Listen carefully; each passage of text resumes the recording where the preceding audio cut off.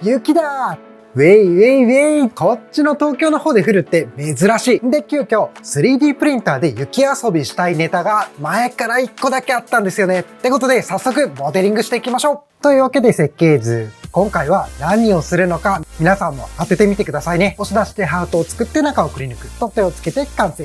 じゃあ印刷していくよ。ポチッとな。OK できました。じゃあ雪のところ行こう。まずはね、こういう感じでこのカップのね、中側にギュッギュッとね、雪を詰めていきます。ただの雪玉を作るわけじゃないですよ。さあ、果たして何ができるでしょうか。多めに詰めてね。ちょっと垂れ下がった枝のところまで来ました。これを挟んでギュッギュッとしてね、結構難しい。